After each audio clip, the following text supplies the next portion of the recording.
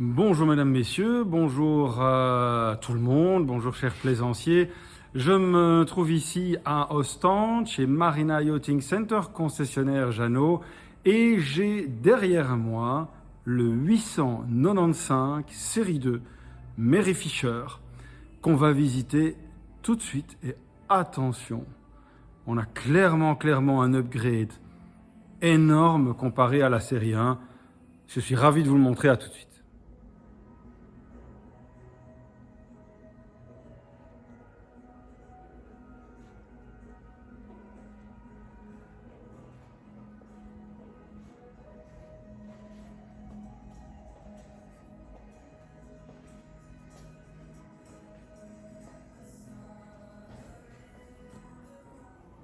Voilà, from the outside, le bateau sur ses chandelles. La ligne Mary Fisher vraiment classique, avec ce beau dessin de fenêtre de coque qui se prolonge et qui allonge le bateau. La ligne en est plus belle, mais en même temps, il garde un côté assez trapu, assez petite boule de nerfs prêt à en découdre. Et ça, c'est chouette. De le voir comme ça. Alors ici, bon voilà, l'encre n'est pas mise, mais on devine déjà qu'il se passe des choses. Alors ici, cette ligne-là qui donne un peu plus de dynamisme, je trouve, au haut de la timonerie. On voit là qu'il se passe quelque chose, mais sinon l'ADN Mary Fisher est là. À tout de suite à l'arrière. Alors ici, on est sur le tableau arrière, il manque les moteurs. Au niveau motorisation, cette série 2 du 895 va proposer alors des offres qui vont aller de 150 à 250 chevaux, des 150 et 200 chevaux en 4 cylindres Yamaha. Yamaha est partenaire de Jeannot pour les motorisations, et puis alors un V6 en 250 chevaux. Ça, c'est une question de budget, c'est une question de plan de navigation. Si on est plutôt sur les intérieurs, si on est plutôt en mer, évidemment, il n'y a rien à faire, la puissance et de la sécurité, mais suivant le plan de navigation, ce n'est pas nécessaire du tout d'avoir un V6 4 litres 2 qui va évidemment être beaucoup plus gourmand aussi. Voilà, ça c'est une question de plan de navigation, de budget, de bon sens, d'avoir le bateau homogène qui va correspondre à vos besoins. C'est l'heure de monter à bord et de voir ce qui se passe au niveau de l'agencement intérieur, etc. Alors, celui-ci, présenté ici aux journées portes ouvertes de ce mois de mars 2025 de Marina Yachting Center, est la T-Tech. On voit qu'il a de toute façon l'option avec les éclairages de cockpit. Il y a l'échelle de bain ici. Et on a cette entrée par le portillon. On voit tout de suite dans cette série 2 que l'accoudoir là, avec les deux portes-gobelets, est différent parce qu'on va aussi avoir, en plus de certaines améliorations claires, une autre sellerie. Le cockpit accueille alors une grande table qui est percée deux paires de porte-gobelets. La nouvelle sellerie dont on parlait, mais il n'y a pas que ça, il y a aussi le fait que la banquette qui se trouve là est une banquette maintenant dans l'esprit des Cap Camara, qui est rétractable. Et ça, c'est pas mal parce que honnêtement, je dois vous avouer que dans un cockpit en U comme ça, quand on monte les coussins de siège parce qu'on revient au bateau pour le week-end, etc., la manutention est parfois un petit peu lourde et prend du temps. Ce qui veut dire aussi qu'on a un espace de rangement en dessous, mais inconvénient évidemment, c'est qu'il n'y a plus de caisson de rangement en dessous de cette banquette-là. On a évidemment la grande banquette principale qui est devant le tableau arrière, qui continue de coulisser jusque-là et qui permet alors d'avoir suffisamment de place pour relever les moteurs lorsqu'on quitte le bateau. Moteurs alors qui sortent, voilà, je vais le faire comme ça, les embases viennent comme ça et ne touchent plus l'eau. Plateforme de bain de l'autre côté aussi, avec la prise de quai, vous le voyez. Au niveau ici de l'extérieur, et on va commencer par l'extérieur, on garde cette idée de la timonerie avec passe avant asymétrique, timonerie légèrement décalée sur bâbord. On va voir ce qui se passe devant. C'est très joli, les LED de l'éclairage qui se prolongent plus loin. Voilà, c'est avant. Et là, il n'y a pas photo. Il y a deux grands transats, très très beaux, avec le puits de lumière qui vient éclairer la cabine propriétaire, on y viendra tout à l'heure. On a ici une très belle sensation de sécurité avec un balcon qui vient assez haut, donc vraiment ici, c'est-à-dire tout en haut de la cuisse, et puis ce rebondi là, arrondi, qui est joli et qui nous accompagne dans le trajet jusqu'à l'espace avant. L'espace avant ici a ce renfoncement, cette échancrure là maintenant, avec les LED d'éclairage, ça c'est très joli et ça rend cet espace avant beaucoup plus attractif pour ce qui est d'aller se mettre le soir, parce que c'est quand même pas un endroit où on va se mettre souvent, il faut être honnête. Là, peut-être qu'il y aura plus de volonté de s'y mettre. On a la baie mouillage, évidemment, et alors il y aura la préparation mouillage avec la chaîne. Quand on regarde les transats ici, ben, ils sont beaucoup plus grands que la petite banquette qu'il y avait sur la série 1, que moi, personnellement, j'aimais assez. Je vais me mettre dessus pour voir ce que ça donne. Alors, hop. Youp. J'essaie de calculer mon coût pour que ça se mette bien. Voilà, ça c'est sympa. Je vous montre, donc je suis bien mis avec la tête, j'ai le dos posé, ok, peut-être que je voudrais, voilà, peut-être que je voudrais être un peu plus relevé, mais ça je mets des coussins, c'est pas grave. Mais je vous montre tout de suite ce qui est sympa. C'est ça qui est sympa. C'est-à-dire qu'en étant bien couché comme ça, j'ai carrément, appuyé mes pieds ici, et du coup, j'ai une certaine forme de stabilité. J'arrive à... Voilà, je me remets. J'arrive à bien pousser sur l'avant. Et du coup, le dos est bien calé dans le fauteuil. Donc, je suis assez bien mis. Et si la mer devait un peu bouger, mais je serais bien calé. Je glisserais peut-être un peu sur le côté, évidemment, mais pas en tout cas de haut en bas. On va remonter... On va retourner dans le cockpit par le passe avant de l'autre côté. Alors, par contre, évidemment, j'ai oublié de le dire, donc le plan de pont ici n'est plus de plein pied. Il y a une marche, évidemment, à la fin de chaque passe avant pour arriver dans cette petite zone un peu plus basse. Ce qui veut dire aussi que, naturellement, à la hauteur sous barreau, à cet endroit, la cabine propriétaire sera plus basse. On a ici les rails de rangement pour mettre le paddle, par exemple. Ça lui donne un petit côté baroudeur aussi, ce qui va assez bien avec le 895, qui est un peu un familial un peu plus, voilà, un petit peu plus baroudeur, oui, que le 1095, qui est plus familial. Donc toujours ces beaux éclairages ici. La sellerie de coin avec le dossier qui s'ouvre pour faire un éventuel amarrage avec un catoué sur bâbord. Voilà, le passe avant par lequel je viens de passer est quand même un passe avant étroit. Donc il faut avoir l'habitude de marcher sur un bateau. Il ne présente aucun danger, mais il faut avoir un peu d'habitude, c'est tout. Allez, on rentre. Je ne suis pas dedans. J'ai l'air d'être dedans, mais je ne suis pas dedans. Je suis même assez en arrière du cockpit. Et pour vous montrer tout ça, même carrément derrière le portillon d'accès tribord. Enfin, la porte de coupée. Ce qui donne l'impression que je suis dedans, c'est ça. Et en fait, je ne sais le faire qu'à une main, mais vous voyez les deux pattes ici, on clipse dessus et le petit rebord redescend. Je vous montre ça, je reprends tout de suite. Voilà, je ne vais pas le faire entièrement, mais voilà. Donc ceci, en fait, est un plan de travail qui est allongeable. Hop, et il vient alors se clipser comme ça. En dessous, on a, youp, comme sur la plupart des Mary Fisher, les fusibles principaux, ici. Là, on a le petit rangement pour la boîte, pour la bouteille de gaz ou pour d'autres choses si on a pris de l'électrique. Et puis, il y a voilà, ce nouveau bois qui est un peu presque rosé, un peu poudré. C'est très joli, avec ses fauteuils tout blancs. C'est vraiment apaisant comme atmosphère. Il y a autre chose qui participe aussi à ce côté apaisant, très lumineux, très clair. C'est la descente des vitres. Vous voyez ici que ça descend plus bas qu'avant, ce qui va vraiment donner ce côté impression d'être sur la mer. Je m'assieds ici confortablement, je suis bien assis et je suis vraiment sur l'eau.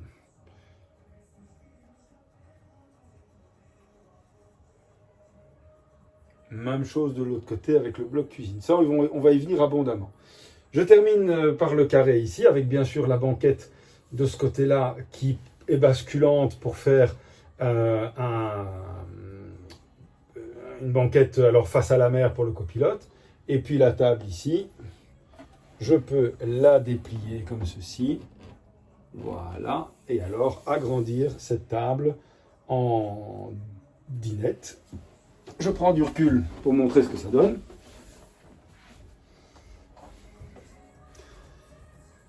C'est une grande table. Hein. Regardez un peu ça, comme c'est joli, cette configuration-là. Avec le côté ici, donc cette plan de travail, qui en même temps peut très bien faire barre, hein, parce que si je me mets là et que je le filme comme ça, hop, on a l'accès évidemment à tout le monde qui est dans le cockpit. Je rebascule ici, et on a cet espace à vivre. Avec la porte classique évidemment, à vantaux qui revient fermée ici. Alors voilà la banquette modulable. Vous voyez qu'ici elle repose sur le bloc. Mais quand je la déploie pour l'amener en position inversée et en faire une banquette de copilotage, vous voyez qu'elle a considérablement monté, je dirais facilement de 20 cm. Pourquoi? Si on se met à bord, enfin si on s'assied sur cette banquette-là, hop, on est évidemment très bien mis face à la mer. Sinon, on ne verrait rien si elle n'avait pas monté. Alors, finition classique ici de Mary Fisher avec une main courante là, des porte-gobelets, ce qui suggère que 2 personnes peuvent se mettre effectivement ici. Et oui, c'est bien le cas. 2 personnes peuvent se mettre sur cette banquette, même si effectivement on voit qu'elle est un petit peu biseautée pour faciliter le passage. Mais, ce qui est pour moi une des 2 améliorations majeures, c'est le bloc cuisine. Rappelez-vous, avant il y avait ce capot qui avait vieilli, hein, vraiment. L'embêtant du capot, c'est que quand il est replié, on n'a pas accès à la cuisine. Alors on a un espace de travail, oui, mais on n'a pas accès à la cuisine. Et que si on dépose des trucs dessus, il faut tout enlever pour avoir accès à la cuisine. Et c'était pas une bonne solution, je trouve. Là, par contre, on retrouve alors une cuisine maintenant qui va être complètement dans l'esprit du 1095, en plus qu'elle est allongée par le petit bar qui est là. Donc, on va avoir un bloc évier avec 2 porte-gobelets, et on va avoir un espace de cuisson, gaz, vitrocéramique, peu importe ce que vous voulez. Ici, c'est 2 feux au gaz. En dessous, on a un espace de rangement qui est fort bien organisé, avec un grand tiroir ici, très facile pour mettre une ménagère. On a de ce côté-ci la poubelle, avec encore un petit espace de rangement ici. Et ici, on a 2 armoires, et ça c'est chouette, parce qu'il y en a une dans laquelle on pourrait dire, qui est probablement la plus grande des 2. Soit on met un micro-ondes là-dedans, soit on en fait un casserolier. Et alors ici, on a une armoire basse, dans laquelle on peut mettre la vaisselle. En face de cet espace de rangement, on a un autre grand espace de rangement qui coulisse sous la banquette. Donc ça, c'est tout à fait classique. Je vous avoue que j'en ai fait personnellement une cambuse, mais voilà, on met ce qu'on veut là-dedans. On peut aussi en faire un casserolier, bien entendu. C'est un très grand espace de rangement, voire acheter des logements de bouteilles à vin. On n'en a pas fini, parce que sous le siège de bar, il y a alors le frigo que je ne vais pas... Si, il s'ouvre. Ouf, un frigo ici qui doit être, à mon avis, un frigo 40 ou 50 litres, avec un petit espace congélation ici, et des rangements pratiques là, bouteilles ici, et même une zone un peu my zone, plus protégée. Ce qui nous amène directement au poste de bar. Au niveau du poste de bar, on a un tout nouveau siège bolster noir qui contraste avec tout cet espace blanc, voire bois poudré. Et je suppose que c'est vraiment pour dire, ok, ben là c'est l'espace du capitaine. On a donc une signalétique graphique qui nous délimite l'espace du capitaine. Ce siège, évidemment, est bolster comme ceci. Voilà, il descend assez facilement. Et comme sur tous les 895 et plus, il est accompagné d'une porte ici de poste de barre, glissante, grande. On passe facilement sur le passe avant. On attrape facilement également le taquet qui est ici. Donc ça, c'est toujours un élément de sécurité. Je ne cesserai de le dire. Double commande Yamaha. On voit qu'il est pré-monté ici Yamaha avec les différentes positions de trim, le station, le manual hold, le trim assist, les démarrages aussi. Et alors ici, qu'est-ce qu'on a encore? Le single lever, donc qui permet alors la commande des deux moteurs sur un seul moteur. Central engine, ça c'est pour les plus grosses unités comme les 1295. La place pour mettre un très grand écran, le pilote automatique, les commandes moteur Yamaha qui en général peuvent être dupliquées sur l'écran. Les nouveaux switches de commande qu'on retrouve sur les Cap Camara, le propulseur d'étrave et les flaps, dans ce cas-ci, qui sont des flaps manuels avec encore quelques boutons ici pour les essuie-glaces. Volant tout à fait classique, pas aussi sport que sur le Cap Camara 7.5 par exemple, mais voilà. Le poste de barre donc est aussi agrémenté d'une fusion qui est là. On pourrait rajouter ici ou là la VHF, bien entendu. Et enfin, je termine cette timonerie par ce qui se passe au-dessus, c'est-à-dire un double toit ouvrant manuel avec moustiquaire et obturateur. On a deux jolis traits de LED pour éclairer cette cuisine, en plus du trait de LED qui se trouve sous l'armoire, il n'y en a qu'une, de rangement haute, mais elle est longue. Elle est basse, donc pour mettre des verres, ça va être compliqué. Des verres à pied, certainement pas, mais peut-être des tasses et des verres classiques, ça oui. Mais pas des long drinks en tout cas. Voilà. Beaucoup d'espace. La luminosité ici, c'est vraiment le truc qui est... Alors, bien sûr, il y a le blanc, mais les toits ouvrants, les LED et les vitres qui descendent plus profondément donnent cet espace, cette impression de clarté qui, comme vous le voyez, continue en dessous. Alors, est-ce que c'est vrai ou est-ce que c'est simplement une illusion? Nous allons le savoir tout de suite, bien sûr. 3 marches pour descendre au pont inférieur. Vous avez des accès techniques et des espaces de rangement. Et directement, on est projeté dans la cabine propriétaire par le mouvement de l'escalier. Et elle est nimbée de lumière. Un très grand Island Bed, je le trouve même presque plus grand que sur le 1095. Il est vraiment très très grand. Un miroir dans lequel je peux vérifier que je suis toujours en vie. Des équipets hauts ici, 2. Un bandeau de lumière là qui est en fait l'échancrure dans laquelle on voit d'ailleurs ici l'éclairage du bain de soleil avant. 2 équipets de l'autre côté qui sont certainement en option.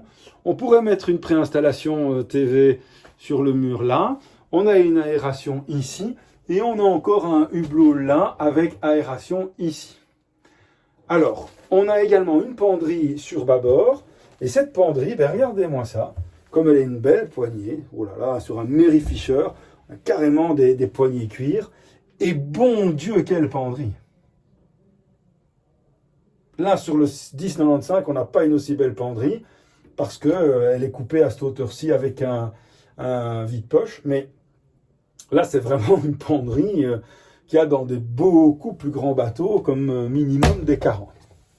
Allez, on va passer dans la cabine invitée avec son petit sas d'accès ici avec une hauteur sous barreau qui me permet de rentrer debout.